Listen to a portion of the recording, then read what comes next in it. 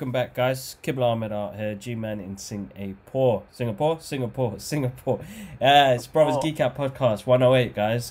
We are pushing through isolation and quarantine while the world is in this pandemic. But we got some geeky news for you today, man. We've got loads of stuff happening at the moment because there's been good TV, good stuff on movies. I know there's a lot of stories about a lot of things being delayed to 2021, 2022. So we'll go through a few things like that, and then just generally what we've been up to ourselves. How you been, G-Man? I've been good, bro. I've been alright, man. Just been getting through the week of Ramadan. Not sleeping well. Unfortunately, my insomnia and shit has been kicking in, but just trying to push through that. Luckily, working from home is pretty good, you know. So due to Ramadan and not being able to sleep, it's nice to just get naps at lunchtime and stuff like that. Yeah. It's bank holiday week this weekend. We got a few bank holidays in Singapore. Actually, I had one on Friday.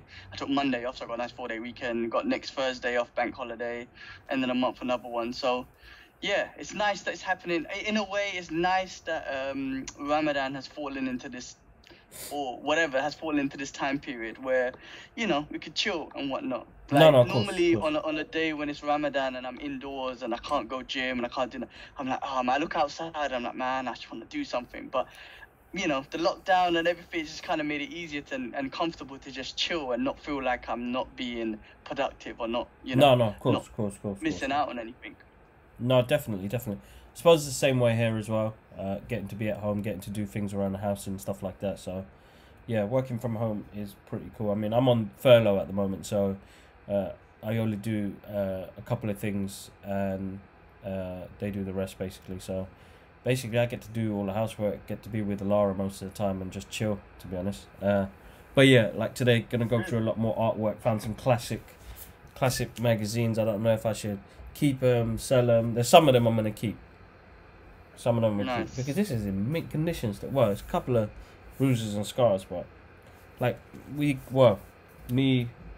a lot of us, we collected a whole load of stuff. So, but I need to narrow it down. So a lot of stuff going up on eBay, guys. So make sure you check out my eBay account. There's loads of geeky stuff on there, toys, magazines, comics.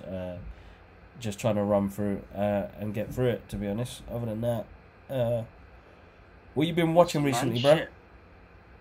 Oh man, alright, the one I'm on now is Gangs of London. Have you even started it? No, bro. I've heard good things. Oh my god, man. I remember seeing the trailer and I was like, oh, this looks kind of interesting. And then I watched it and boy, it just got me in. Like, first of all, it's London, so it kind of touches home. Anything British, I don't know why. Not like Downtown Abbey shit, but I'm talking about real London shit. Like, it always touches. I don't know, there's something about it. Because I was watching Bulletproof with, what's your name? Noel Clark and Ashley Waters, yeah. Yeah. And again, because they talk like us, it's a London thing, I was straight in. This one was the same thing, man, but it's fucking awesome, man. It's really, and you said it's the same director as The Raid, right? I watched episode 1 and it started off amazing, and then there was this mad fight scene and I was like, whoa, this is fucking crazy. Yeah. And it's not something you see in an English or Western sort of program, right? Yeah. And then you told me to director of The Raid and I was like, I see it straight away. I saw it when you said that. I thought back at the action scene and the fight choreography, and I was like, I get it. Okay, I get this. It was wicked. And then I've gone through up to episode 7 or 8 now. Damn. First of all, story's great. Yeah, bro, it's wicked. It's so good. Story's great. It grips you. I'm not gonna spoil anything because I know you haven't seen it or anything. First of all, the action off the hook. Listen, if you've seen The Raid and that sort of violence and movement and fucking warness, it's in this, bro. That's what I'm saying. It's now you're seeing Westerners do that. Yeah. Normally you're seeing my guy Rama, what's his name, Rama, whatever his name is, do the thing in The Raid. But now we're seeing Westerners, like English guys, doing it and whatnot, and it's mad. And second of all, I just love the way they've kind of set it up, man, because it's like, when you say Gangs of London, bro, we're talking about, just think about London now, right, home, and all the different cultures that we have. And just think about Tottenham, the 7-8 different cultures we have. They're focusing in all cultures and how all the gangs are related. So we're not talking about just English gangs and, you know, a couple of black members and whatnot. But we're talking about English, like, it's not a race thing, but I'm saying English white gangs, black gangs, fucking Pakistani, the Albanians, the Turkish. It's all London, and it's awesome. It's really truly a London gang show. You know what? It's I'm actually gonna check that out tonight. Well. Yeah. And it's organized crime as well. It's not like, you know, some of the other street stuff that we normally watch on. This is like, we're talking about organized mafia shit. So it has a different, you know, because when you see London's gangster movies, you're seeing what's his name, Lock, Stock. What's the guy's name? Guy Ritchie. Danny Boy. Guy Ritchie movies, and they're awesome. They're the best, right? He makes the best English gangster movies. However, there's always a sense of comedy to those movies, and those characters have a bit of charismatic, which doesn't seem gangster like. They're very comedy. This is full on gangster. Just think Sopranos but London or something. You know? It's decent. Really good. Decent. Yeah, I'm loving it. No, I'm gonna check that out. I'm gonna try and do the first episode today later on. Do it. The first fight scene will get you in. I saw an episode. I won't say which episode. I won't say whatever. But the whole episode and the violence in it was literally like the Raid. Like, that episode was like the Raid. It was madness. Yeah. So good. Yeah. I'll check that out. So definitely check that out. Is he that director? He's a Malaysian he's an Irish dude guy. No, Indonesian. No, man. Irish. He's an Irish. Hold up. So how come he made the Raid? Maybe it was, I don't know. I mean, when I say make the Raid, I mean, how come he made a movie out in Indonesia with and, you know, found that talent out there? I think it's yeah, Gareth Evans. There you go. Yeah, he's an Irish guy. Okay. Yeah. It's interesting. Is he an ex-stuntman or something, or like? He's Welsh, bro. He's Welsh-born director. In 2003, he directed a short film called Samurai Monogatari, telling the tale of a samurai. We need to watch this, bro. Waiting to be executed. The shot was Japanese language and starred a student from Tokyo and studying at Cardiff University. Makes sense. He's done a couple of films. Apostle, VHS 2. It's a lot of action and bloody and gory. He's done a lot of martial art movies. That's what I was gonna say. His creativity with blood and gore and how to kill people is really not kill people in a psychotic way, but in a self-defense martial art, you know, fight way. Is very good, man. It's very good.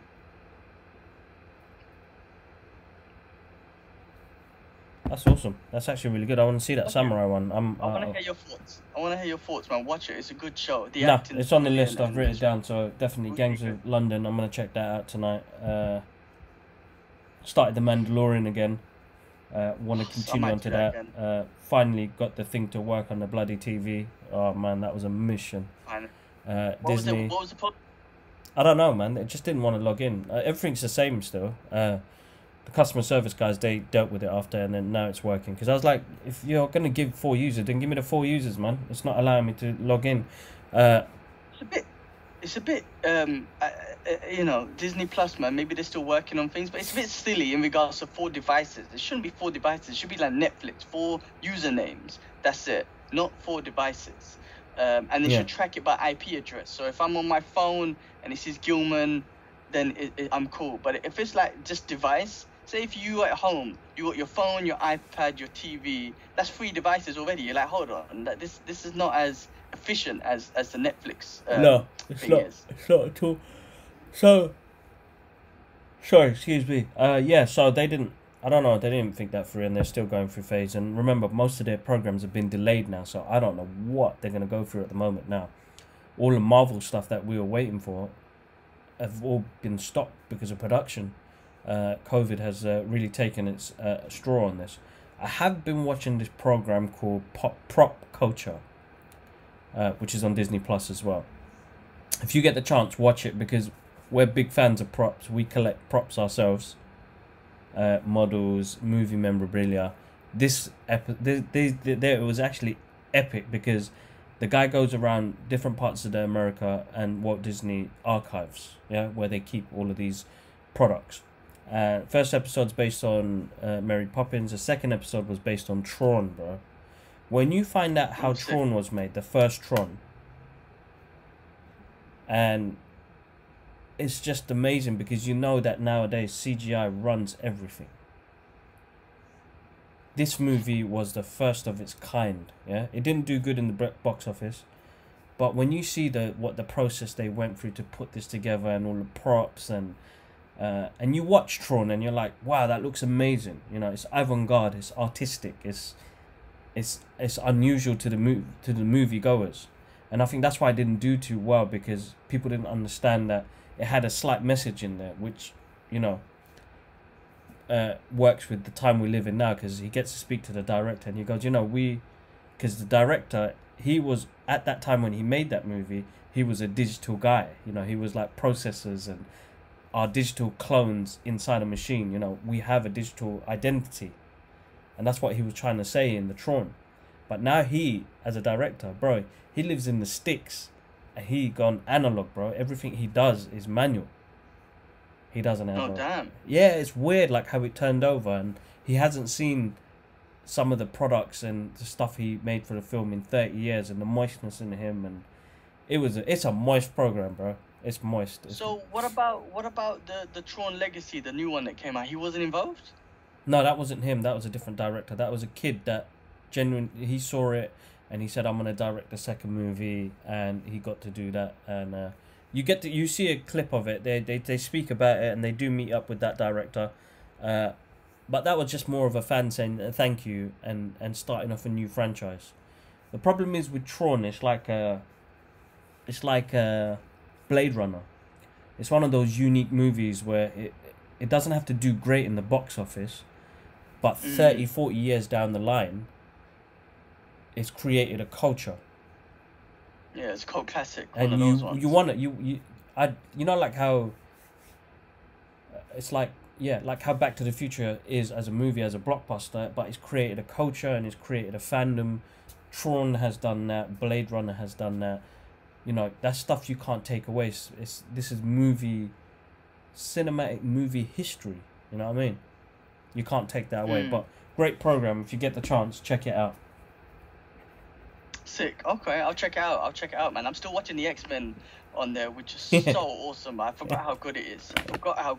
Man.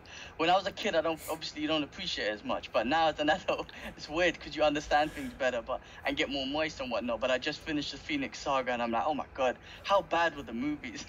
when you watch these, you just realize how bad were those. Bro, you know Phoenix what? Saga I haven't even movies seen the Dark Phoenix. Don't do it. Oh man, you know what? Just do it. You saw that awesome Magneto clip where he fight. You know, Magneto is awesome in that movie. So it's worth watching, but you just realize how bad is those movies, man. Why? How? I don't know. It's terrible. But so the cartoon's awesome anyway, man. The cartoon is better because remember, bro, like when they put that together, when the producers put that together, I saw a little documentary on it, which is on YouTube. They tried to bring in a lot of things. Actually, sorry, the documentary I saw was on Spider-Man. So I've been watching Spider-Man. I've been loving Spider-Man at the moment. I'm gonna get on that next. He's becoming like my... I don't know why, man, that cartoon, man, because that was actually the first cartoon to bring in crossovers. Yeah, and they're returning characters as well. So it's not like you don't see the X-Men again, or Blade, or Morbius, and all of these characters, and you're like, you know, this is the universe that we were supposed to see. So it's good to see that. But I remember the producer saying, you know, like, they didn't have like full-blown licenses to take some of the stories and characters that they used. Some of the names they had to change, but they wanted to use the characters in there. So listen, man, when you get on it, you're gonna get moist. And that I'm starting X-Men straight after I finish the Spider-Man as well, and it's just great fun watching them again. But some of them, some of the episodes, when they do like interracial, ethnic voices and stuff, I was dying, bro. When they with X-Men. When they do like an Asian guy or an Indian guy or a Jamaican guy, I was dying because I was like, that is like, sorry to be like out of context, guys. That was a white dude trying to do a Jamaican accent. You can't do that shit no more. Back in the days, you could do that. You could pull it off and do it, and now you will never get away with it. I saw something recently where they were saying you can never get away. Oh, that clip that you've tagged me in when the guy was saying Major Pain, and I love that, bro. Yeah, and he was like, he's talking about, was it killing is my business, ladies, and business is good. And took the kids. You can't make a movie like that no more, talking about killing kids and shit. But it's true. Something that you can't do in the X-Men. Again, there's some Jamaican mutants, and the way they talk is jokes. The Japanese mutants, the way they talk, it's just like, this is, it's cringy a little bit. At least they tried. It is, but I tell you what, I would prefer, Colossus speaking funny in a funny Russian accent than an American Colossus. Yeah. Than what we saw before. Yeah. So I prefer it, bro. I actually prefer the ethnicity. No, it's good. It's because they're the ones that brought it in, didn't they? So having it there it's an important part, but it is funny and cringy because there's one episode, bro, with a Jamaican taxi driver, and I was dying, and I was like, this is so bad, but they brought ethnicity into it, which is good. Definitely good. There was one I saw and I was like, that might be racist, man. It was a part of Sinister's crew. What was his name? I can't remember his name, but he was a gorilla looking dude. He was Jamaican. And I was like, that shit is racist, man. I don't know if it is, but it was just, I just, the way he talked, I was just like, this is bad, but it's good anyway, man. It was funny. It's a funny, you know what? At least they tried. And they tried to keep it as authentic as possible. Yeah. Maybe next time, if they ever do it again, just hire Jamaicans to do the accent. Don't force it with a white. No, I think they've changed that now. Definitely, they've definitely changed that. But yeah, I mean, well, these days there's a lot of shit you can't make. I saw another meme today where someone tried to tag Robert Downey Jr. and say, "Oh, remember when Tropic Thunder and Robert Downey Jr. played blackface?" And nobody said anything about it. Right, the person who made the original comment was trying to start some shit up, and then one black dude commented saying because it was fucking hilarious and Downey Jr. done a great freaking job, and the movie was almost taking a piss out of white actors thinking that they could do any role. Yeah. So don't chat too much. Like, he smashed it. So I think Downey Jr. is one of them guys that just gets stripes for what he did, and that. No, he did. He found it weird. There's actually a little clip on when he did that, and like Jamie Foxx. I think was it on Joe Rogan? Yeah, it was. It might have been. It might have been Joe Rogan, yeah. And Jamie Foxx was like, look, he can pull it off, he can do it, you know what I mean? But it's what he's portraying. He's not taking the piss out of us or trying to offend us in any way. He's portraying a white dude trying to play a black dude, you know what I mean? So yeah. You have to see the context it's in, you know what I mean? Yeah. Like, the issue it was back in the days, I think they used to do blackface and then almost take the piss out of black people, Chinese face and have funny teeth and like, you know what I mean? They used to take the piss out of that shit. Yeah. Whereas that movie was to take the piss out of that taking a piss. That makes sense. Yeah. Which was freaking genius, I think. No, it's great, man. I absolutely adore that movie. It's one of my favorites. So definitely. Yeah. No, definitely. Even who Rogan was talking about, even Ace Ventura. Yeah. Remember the first one? Had the lady boy, no, you can't say that. Sorry, transsexual person in it, and you can't make that movie now because I was again. It's a hilarious movie. And remember at the end when you find out and the Willis is tucked under and whatnot, but you can't make that movie anymore. It's such a hilarious. You know what? Film. I forgot completely about that because I remember. She was lipsing up bare people. Everybody got lips. The thing is, and it wasn't that, it was every cop in that precinct got lipsed by that person. And the way he exposed that, oh my god, that film was hilarious. I need to watch that because it's for real. It was bare upset, man. That cold shower with the chewing gum and the teeth brushing and the bleach. I do need to watch that. Those films that you can't make them again now because they'll get people get in trouble and all that sort of stuff and the movement that's going on. I think in a way humor's gone a little bit out of things, but hilarious, bro, hilarious. Yeah. No, that was good. John Wick 4. Sorry. Oh yeah. No, go on. John Wick 4, bro. Yeah, John Wick 4 that's been delayed. That's been pushed forward to 2022. What else is there? There is something else, bro. Live action. I think this year you have to kind of count out right off plan, isn't it? Movies until the end. Yeah. I think it's like right stuff now. That we're getting now. Yeah, the stuff that we're getting now on Netflix, obviously they were all done and they were all in production. They were in the production phases rather than the shooting phases. So that's probably why we're getting those. But I think, yeah, like all the movies, man, like we're just gonna have to write this year off, man, because we don't know how the cinema industry is gonna be after, bro. Like, no, true. You gotta think about it, man. Like, it will take a while for us to just, be in a cinema full with people next to you, whatever, no masks, none of that shit. To get back to that will take a long time until we get a proper vaccine and shit. So you have to think about that, man. How is a cinema business gonna get back to normal?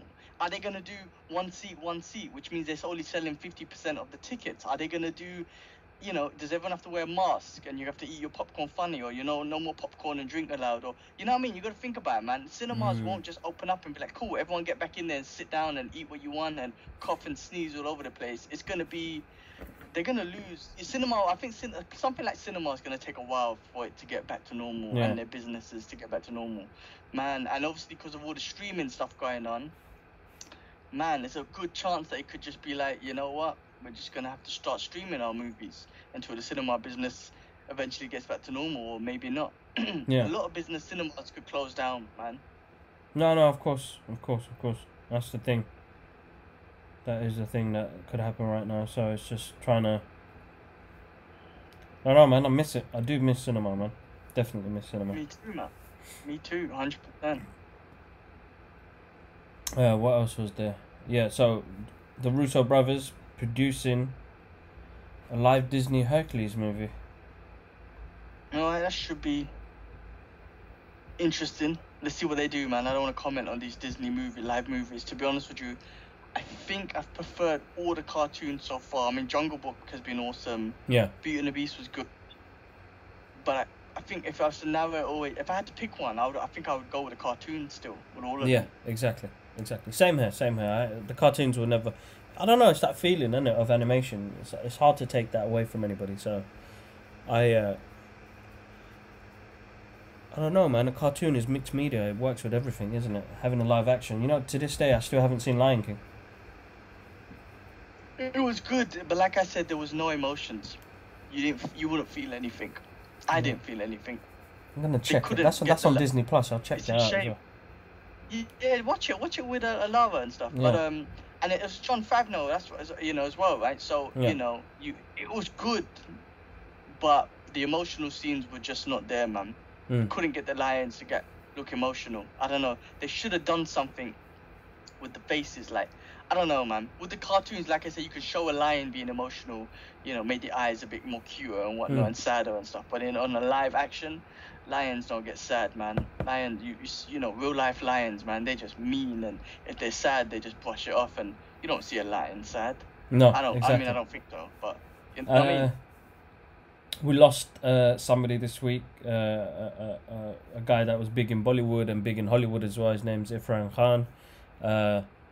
His story is sad, man. I didn't realize. His mum passed away the week before, and then he passed away. He had a tumor. He was going for chemo and everything, and it was quite sudden. Bit of a shock there. That's sad, man. So I reckon the passing of his mum probably stressed him out and kind of demoralized him so much. It it could have speed up the process. That's right. Yeah. How did his mum die? I didn't read up on that. That's something I need to double check on, because I remember when I was speaking to the boys on the group, they were like, "Oh, his mum passed away the week before," and I was like, "Really?" And I was like, "Oh man, that's heartbreaking. Definitely that's sad, yeah. That's sad. Bro, have you seen? This is gonna make people smile. Have you seen the Goonies all together on their virtual meetup? No, I haven't. Bro, I haven't seen type it into YouTube. You are gonna have so much fun. I was smiling all the way through it to see the cast, and they were like recreating scenes and each of them doing their voices, and to see them all together. It was good fun, man. Very good fun. It's something you have to see. This. Yeah, it's definitely something to see. So the Goonies back together, that was pretty good. That's awesome. I'm gonna check that out. It was really good. Will Smith and Fresh Prince of Bel-Air done the same thing, and they kind of done a little reminiscent on Uncle Phil, which was bloody emotional. Yeah, that wasn't good. That wasn't good. That was emotional. which was good. Guys, make sure you check out on the I'm gonna start linking the videos again. I've done some reviews on Funko Pops, which I'm gonna start to do on the channel as well. So shout out to Funko Pops, Pop in the Box. We are doing some reviews there. Another shout out to Hasbro for sending me the Iron Man helmet. Shout outs to you. That helmet is such a, like, once I get everything done properly, so sick. With the arc reactor and that helmet, you got a nice Iron Man setup. You know, just thinking about all the Iron Man stuff you're gonna have a pretty good Iron Man setup. Yeah, it's like the main key things, like the helmet, the arc reactor, the hand. I'm moist. And then, I'm actually moist. I was moist. It worked out really well. So I am waiting for one more. I have requested the War Machine one. Once I get that, that's yours, bro. War Machine or the War Machine Punisher, yeah? Please. Yeah. I need this one. I need this one. So, my friend's picking up my my War Machine Punisher hot toy in Hong Kong, so she's gonna pick up for me next week. I was like, please. I was like, listen. She hooked me up anyway, but I'm like, this is very special to me, so keep this one not in the office. Keep it in your house. Like, don't let anyone mess with this one. I can't wait, man. I can't wait to get that figure. Wait. I want to see it. You need to do a full-on review on that one. That's what I want to see, man. Definitely. I need to figure out how I need to get them from Hong Kong to Singapore. I might have to ask her to send them over once things calm down a bit. But yes, I've got that, and I've got my Dark Knight waiting there, man. My Joker, Heath Ledger, the 1/4 scale Heath Ledger Joker, waiting for me in Hong Kong, bro. Damn. Bro, I need that, man. Freaking hell. So yes, 100% we'll do reviews on those once I need to speak to her. I need to get them over here. Yeah, no, I mean, the post is running fine, man. Tell her to run to the post office and send it, man. Yeah, true. Hong Kong got no coronaviruses for a couple days, man. They've done very well to contain it. So they've been in isolation as well, right? They didn't close down as much though. They did close down. You know what it is? Hong Kong was so alert from the beginning, bro. Everyone just stopped going out. Everyone wore masks straight away. Like, remember I always said, like, I think the Western world is not used to masks, so they never really worked on it too much. Hong Kong and the Chinese are very much, not the Chinese, but the Asian, East Asian culture are very much about wearing a mask and shit. Yeah. And so as soon as they heard about it, and I think because of the experiences of SARS back in 2002 or whatever, bro, Hong Kong just straight away, without anyone saying, without the government saying, and nobody just went out because they were so prang about it. And look at them now, man, in good freaking shape. They've gone another 2 days or something without any cases.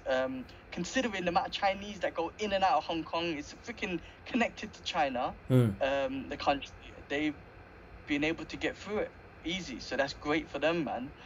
So yes, I need to tell my friend, no excuses. Go. There's no virus there. Send that shit. In Singapore, they're kind of opening up. On Thursday, on Tuesday, they're gonna open up a little thing so I could go down and use my condo gym. Finally, so push some weights and stuff. I've been using my table and my chairs and shit, which has been good, but it'd be nice to push some weights a little bit. So it's gonna open up a little bit. But how did I go off topic? Punisher War Machine. Can't wait to get that figure. That's moist. Let's see what else. If there's anything else happening. I mean, gutted, man. Mulan and Black Widow's got extended. I mean, and I don't want to really see them on, download. I want to see them on the big screen, you know what I mean? So I will wait. Netflix have put back up the original Back to the Future trilogy, so gonna get to watch that soon. There's a new basketball documentary that I've been watching. I'm not into basketball, but everyone else is. What's it called? The Last Dance. Oh shit. The Last Dance, and it's talking about obviously the greatest of all time, Michael Jordan, and then how his team was with Dennis Rodman and some other players. I don't know shit about basketball, but actually I find it interesting because it's Michael Jordan. It's weird, right? There's certain characters, even if you're not into the sport, and there's certain people like Michael Jordan, you're just like, oh, this guy's a freaking legend. Let me just watch it. And he was like, yeah, it's interesting to see how he worked and how skillful he was, and also how not annoying, but he was, he was harsh on his team. He was a bit harsh and whatnot at some points. But greatest of all time basketball player, I guess. But this is coming from someone who don't know shit about basketball. So maybe some people might argue Kobe and whoever's out there now. I don't know. Yeah. I don't know shit about basketball, but it's worth watching though. It's good to watch, bro. No, I'll check it out. I'll definitely check that out. Did you see, talk about greatest of all time? Have you seen that clip of Tyson, bro, throwing hands at the age of 53? Have you seen that clip? I sent it on the group. Was that? He wants to do an exhibition fight. But see it now. Check on the group. Just watch it right now. It's like a 10-second clip. Just 53-year-old Tyson. The body, it's something you'll never forget, obviously, because he's just a champ. You see it, yeah?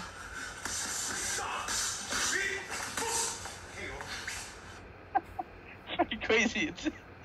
Bro, he will still kill a man, bro.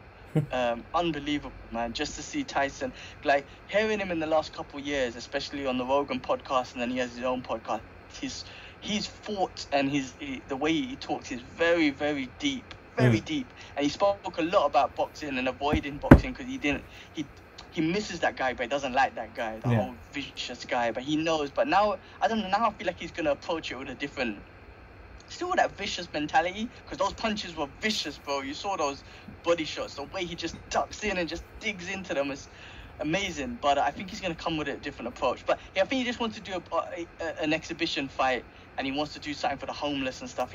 But the guy's amazing, bro. He's the most lovable guy ever now. Considering when you see a picture of him back in the 80s, the most vicious dude ever.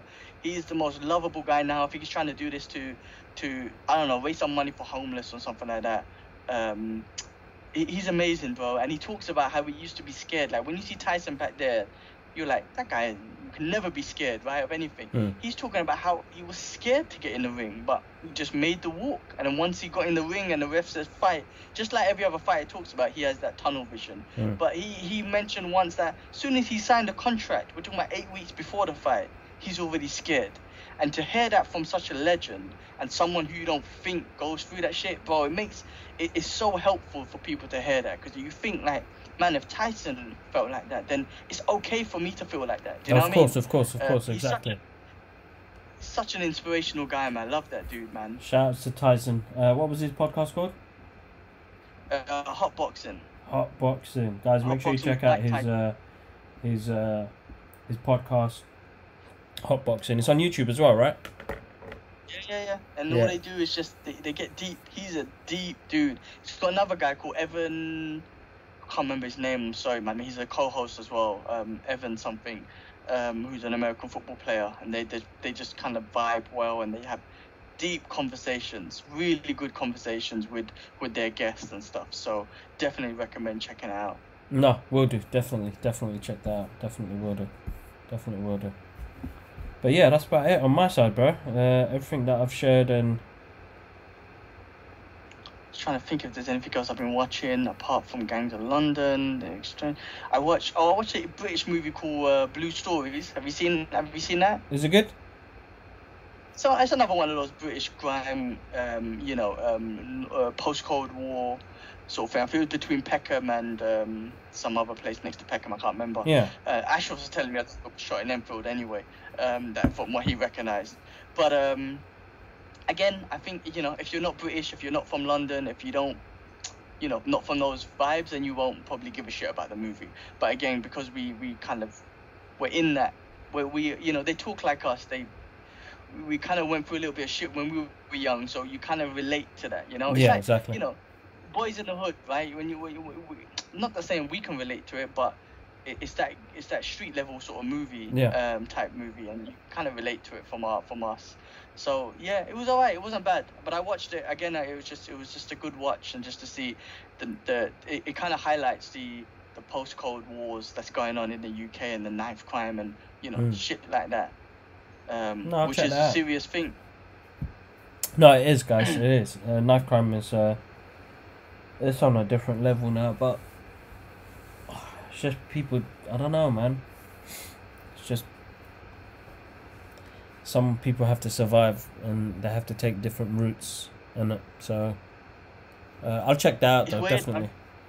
Yeah, it's a weird thing. It's peer pressure. It's I don't know. They mention it in the movie, I won't spoil it, but kids are getting emotional saying, "Fucking, we don't even own these streets. What the hell we defending streets that we don't even own, and you know. But that's just the same thing anyway, man. When you're from a certain background, or not just background as in ethnicity, in the sense that your class, it's more of a classism. It is, yeah.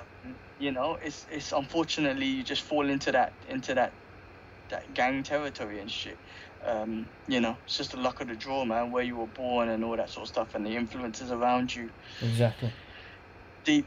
But hey, listen, when people are rich too, there's some weird gangs that go on there too. So let's not, you know, there's always gangs, just street level and organized level. It's always around. Always. It's not something that's hidden. If everybody's got their own sets, everything's they get into different things. So yeah, no, definitely is. Yep. What else, man? What else? No, shit, I'm trying to think if there's anything else I watch, man. It's been a busy week though, some good content and stuff. Yeah, no, definitely a busy week.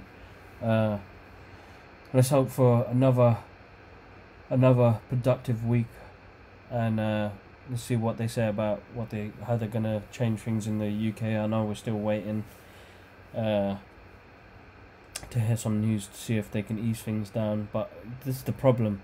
Like, I was speaking yesterday about it, like, I'm gonna bound to catch. I'm gonna bound to catch it. You know what I mean?